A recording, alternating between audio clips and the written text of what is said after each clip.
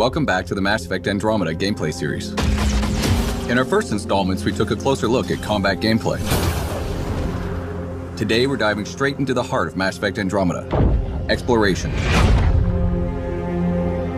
In addition to beautiful story missions, Andromeda is filled with worlds to explore. No way this is home. Our story is contained within the Helios cluster, a portion of space populated with dozens of star systems.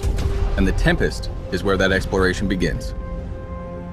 You can navigate star systems using the Tempest galaxy map. From planets to moons, to anomalies and starships, wherever you are in Helios, you'll now be able to see everything that exists outside the ship's main windows in real time. In Andromeda, there are over 100 planets to discover, and a handful of beautifully crafted worlds can be landed on. And that's where the adventure really begins. Each world you visit has its own story, its own characters, and of course, its own challenges.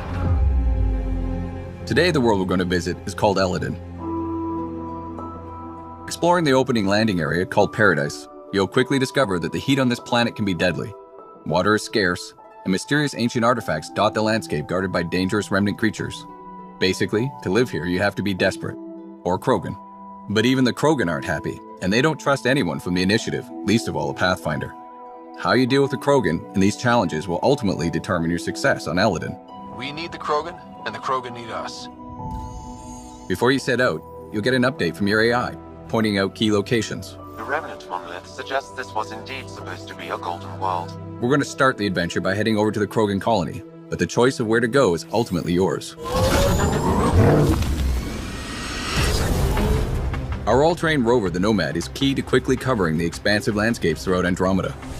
You can also enhance the Nomad with a series of functional upgrades designed to give you better turbo boost, higher jumps, better handling, and more.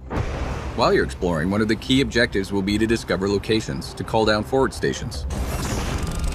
Once found, each of these will act as a fast travel point and allow you to change your loadout or call the Nomad if it gets lost or destroyed. They also offer resupply and protection from any environmental hazards. Our conversations at the Krogan colony point us in a few directions. Exiles are causing trouble at their base, the Flophouse, and a derelict remnant ship may have a drive core the Krogan are in desperate need of. Let's head to that ship and see what we can find. Out here, we are more exposed to the heat. In Andromeda, all of the planets have localized and/or global hazards. The Pathfinder and the Nomad are both separately outfitted with life support systems that help protect against these hazards. But once you run out, you'll need to find a safe location or a forward station to recharge. I'm reading a normal temperature range, Pathfinder. As you travel throughout the world, you'll find new areas to explore, new characters, and new storylines. Ultimately, all of these discoveries will help raise the viability of the planet. Increasing planet viability does two things: allow for the creation of an outpost, and upgrade the Nexus, the Andromeda Initiative's space station. Before a planet can support an outpost, you'll first need to get its viability to at least 40% by pacifying threats, allying yourself to locals, solving environmental problems, and accomplishing specific tasks related to that planet's story. For example, in the case of Eladin, your relationship with the Krogan will determine whether you can build here or not. Regardless of whether you build an outpost, your exploration and discoveries will also give you Andromeda viability points. Reaching thresholds will allow you to upgrade the Nexus and wake up more colonists from cryosleep. Who you decide to wake up will determine what perks and advantages you'll get. Will you wake up scientists to give you an edge in research and development? Military personnel to give you an edge in combat? Or merchants to give you a leg up when trading? But of course, not everything on these worlds will be so straightforward. Andromeda holds many mysteries, not the least of which is a vast network of ancient vaults. Simply figuring out how to access one of these vaults is a challenge in and of itself that can take you across an entire world. Once inside, you'll need to rely on skills from every element of Andromeda gameplay, including exploration, environmental navigation, puzzle solving, and combat to get them back online, and then make it out alive. Go!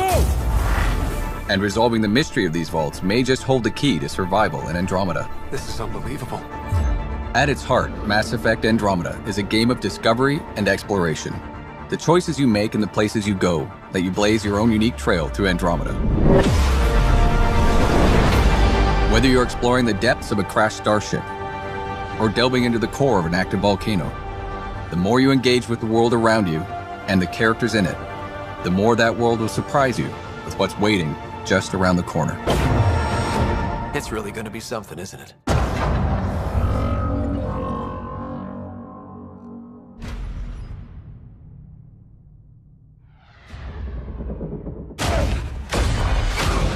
Welcome back to the Mass Effect Andromeda gameplay series.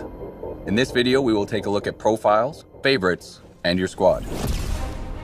As you level up in Mass Effect Andromeda, you'll gain access to dozens of skills and over 300 skill upgrades. You're free to pick any skill without being limited to a class, which allows you to create a pathfinder that is totally suited to how you want to play. As we discovered last time, there are three main types of skills in the game: combat, tech, and biotics. As you unlock skills over the course of the game, you'll also start gaining access to profiles. There are 7 types. Let's take a look at 2 of them, the Adept and the Explorer. The Adept profile is perfect for players who want to specialize in biotics.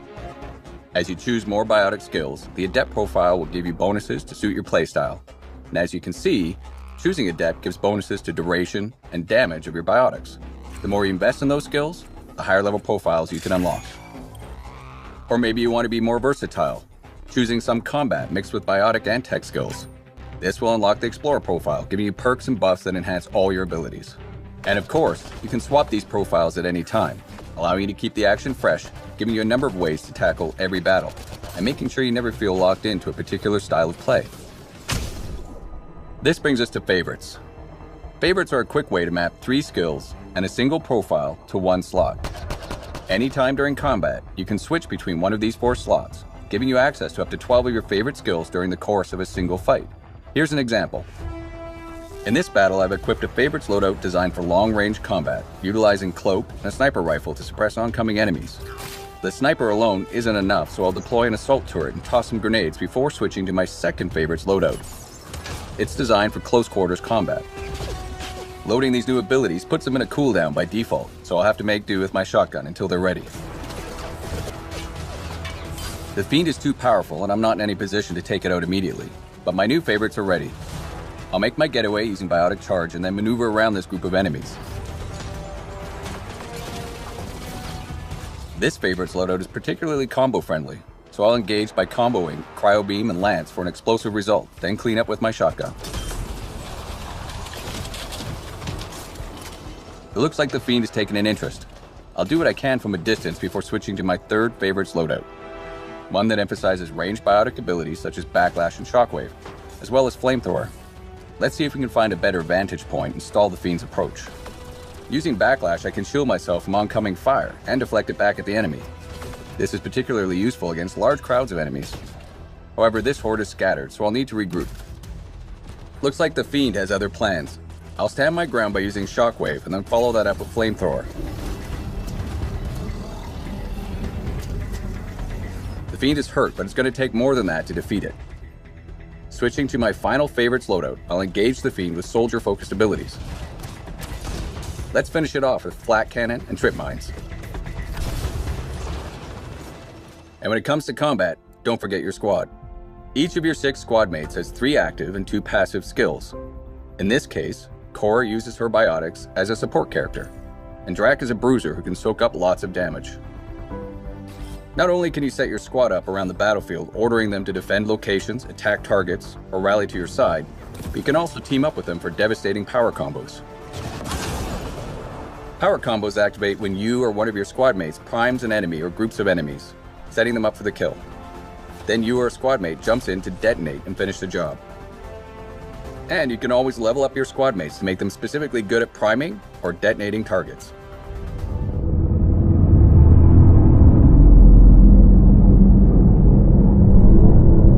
We're explorers first, but it's a new galaxy. We need to be ready for any situation, including combat. I'm Liam Costa, Security and Response Specialist for the Pathfinder team. Before we set out, you need some basic firearms and mobility training. The name of the game is adaptability. Only so much cargo space on the Arks, so initiative weapons and armor, designed to be customized multiple times in the field. There's 4 main types of guns to work with: pistols, shotguns, assault rifles, and sniper rifles. Pistols are your standard medium to short range weapon. Easy to aim and fire, and low recoil so you can shoot on the move. Lightweight, quick to reload. When you're ready to punch it up a little, Carnifex pistol with grenade launcher augmentation for the advanced user. Next, shotguns. Perfect for getting in close. Shotguns are simple. For large targets, grouping, or just some extra kick.